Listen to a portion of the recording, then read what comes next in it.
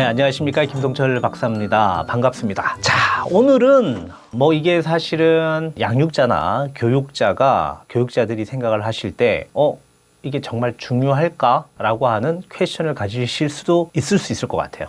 자, 그런데 오늘 제가 이 이야기를 드리는 이유는 뭐냐면, 우리 중심과, 그러니까 양육자나 교육자 중심과 아이들 중심은 약간 주제가 좀 다를 수 있습니다. 자, 그래서 오늘은 아이의 주제로 좀 이렇게 우리가 좀 흡수를 해보면, 좀 이렇게 파고 들어가다 보면 아이들이 궁금한 게 사실 상당히 많이 있잖아요. 호기심도 상당히 많고, 우리 어른들이야 사실 궁금한 거, 호기심적인 것들은 다 어떤 교육을 통해서거나 경험을 통해서 우리는 잘 알 수 있지만, 어쨌거나 아이들은 그게 조금 잘 되지는 않습니다. 자, 그래서 오늘은 어떤 책을 제가 가져왔냐면 다양성에 관련된 책입니다. 자, 제목은 퐁이는 이상한 친구라고 하는 책이고요. 이 책은 이제 주제를 이렇게 보면 어떤 이야기들이 있냐면 다양성에 대한 부분.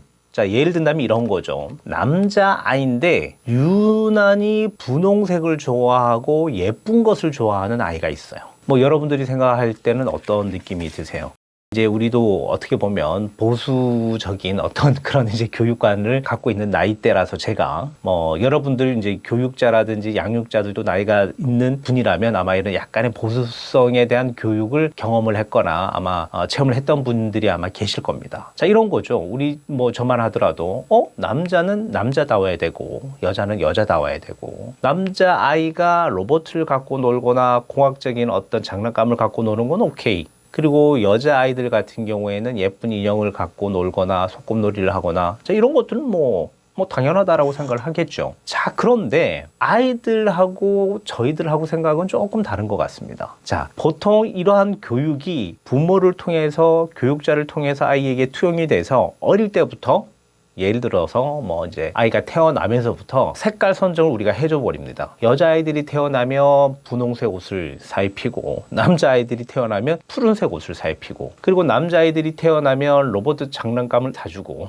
여자아이들이 태어나면 예쁜 인형을 사주는 것처럼 어릴 때부터 아이들이 고정화되어 있는, 각인되어 있는 어떤 형태, 그리고 또 놀이, 이런 것들에 계속 학습이 되어 있다는 거죠.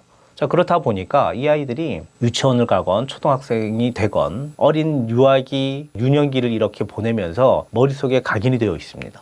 이래야 돼 라고 하는 것들이 어른들처럼 똑같은 보수적인 어떠한 각인으로 인해 가지고 다양성들이 좀 무너지는 경우들이 좀 많이 있습니다. 자, 그래서 이 동화가 어떠한 것들을 이야기를 해주느냐면, 아이들마다 다양한 생각들을 갖고 있는데, 왜 나의 친구 퐁이가 이제 남자아이라고 우리가 가정을 한다면, 왜 우리 퐁이가 여자아이들이 가지고 놀 수 있는 것들을 좋아할까? 아니면 또 친구 하나는 여자아이인데 왜 남자아이들이 갖고 놀고 이런 것들을 더 좋아할까? 흥미로워할까? 여기에 대해서 사실 상당히 좀 고민들이 많아요. 그래서 이제 동화에 보면 이제 그런 내용들이 이제 쭉쭉쭉 나옵니다. 그래서 이제 주인공은 풀이라고 하는 아이예요. 이 풀이라고 하는 아이가 주인공인데, 이렇게 항상 이제 고민을 많이 하는 겁니다. 콜이라고 하는 아이는 남자아이 친구인데, 코리는 여자아이들이 재밌어하는 발레를 너무 좋아하는 거예요. 그래서 발레리노가 되고 싶어 하는 거죠. 그리고 코리는 분홍색을 또 좋아하고. 자, 이러한 일들이 계속 이제 나오는 겁니다. 자, 일단은 이렇게 뭔가 아이들이 각인시키고, 그리고 또 학습에 대한 어떤 정해져 있는 툴로만 계속 가다 보면 정말 다양한 이런 것들을 좀 잘 못하게 되는 게 있거든요. 그래서 여기서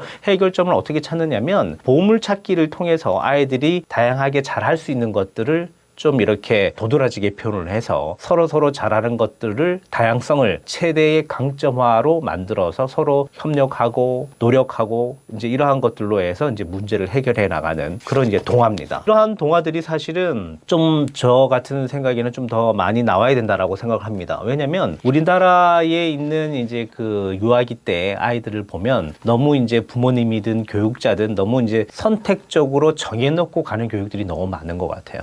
그래서 이제 이런 얘기들 많이 하죠. 세계적으로 봤었을 때 창의력이, 우리 아이들은 머리가 되게 좋은데, 한국 아이들은 상당히 머리가 좋은데 결국은 세계적으로 나갔었을 때에 좀 뛰어난 인재들이 좀 부족한 것 같아 라고 하는 얘기를 사실 매스컴을 통해서거나 주변에서 이야기를 많이 하잖아요. 자, 그런 것들이 결국은 창의성에 대한 이야기는 결국 다양성에서 나오는 것이고, 이 다양성을 가지고 논리적으로 설명을 할 수 있는 것들이 정말 좋은 인재라고 우리가 얘기를 하는데, 사실 다양성에 대한 것들을 잘 모르면 뭐냐면 이 아이들이 다양성에 대해서 논리적으로 설명을 하지도 못하고 이해를 하지 못하기 때문에 결국은 창의력이 좀 떨어진다라고 이야기를 할 수 있을 것 같습니다. 자, 결국은 아이들이 뭔가 스스로가 노력을 하고 열심히 하고 뛰어나게 뭐 사실 우리나라 사람들 뭐 밤낮 짜지 않고 열심히 일하는 거는 뭐 세계적으로도 유명한 얘기지만 결국은 이렇게 했는데 창의적이거나 미래 인재로 나가야 하는 단계가 있거든요. 이 단계는 다양성에서부터 시작을 하는 겁니다. 자, 그런데 이 다양성이 별로 없는 거예요. 자, 지금 현재 교육 과정에서도 다양성을 찾으려고 상당히 많이 노력을 하기 때문에 교과 과정에서도 다양성 교육들이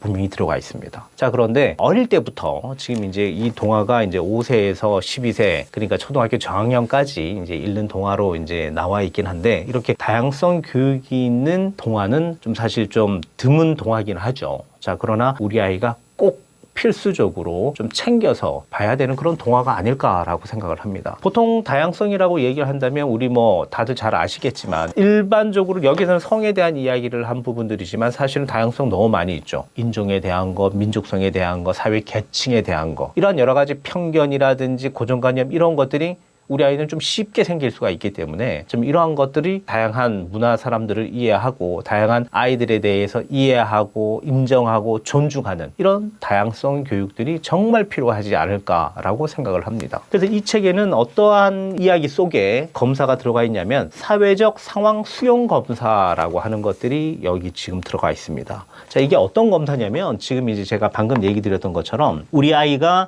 생각하고 태도하고 뭐 여러 가지 상황에 대한 사회적 상황 수용 능력에 대해서 알아보는 그런 검사예요. 그리고 우리 아이가 만약에 각인되어 있는 어떤 하나만 가지고 다양성이 만약에 없다라고 한다면 이 평가가 별로 좋지 않게 나올 수는 있을 겁니다. 자, 그렇다 하더라도 우리 아이가 문제가 있기 때문에 검사 측정이 낮게 표현이 된 것들은 아니고 다양한 교육이 필요하기 때문에 이제 이 교육을 좀 시켜주세요라고 하는 의미에서 이런 사회적 관계를 좀 이렇게 알아볼 수 있는 수용 체크, 척도를 지금 체크를 한다라고 보시면 될 것 같습니다. 그래서 이제 보시면 타인에 대한 상황 능력에 대한 것들도 있고요. 그리고 또 사회적인 것들도 있고 그리고 타인의 감정 수용 능력에 대한 것들도 같이 포함이 되어 있는 것 같아요. 그래서 일단은 이 체크도 한번 해보신다면 다양성 교육이 또 필요하다. 또 우리 아이가 다양성 교육을 통해서 얻어갈 수 있는 그런 것들도 좀 많이 있다라고 생각을 해주시면 될 것 같습니다.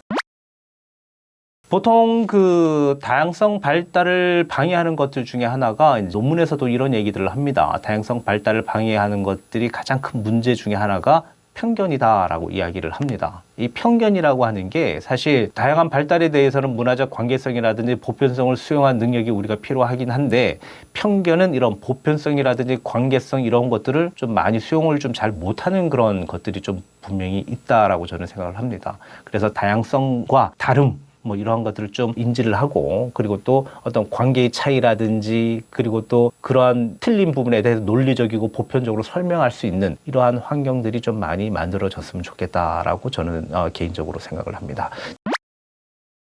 자, 오늘 시간에는 콩이는 이상한 친구에 대해서 이야기를 드렸습니다. 이 책 한번 뭐 읽어보시면 좋을 것 같고 아이들이 다양성에 대해서 한번 이렇게 체크를 해보는 것도 상당히 좀 좋은 하나의 과정이 아닐까 생각을 한번 해봅니다. 네, 다음 시간에 뵙겠습니다.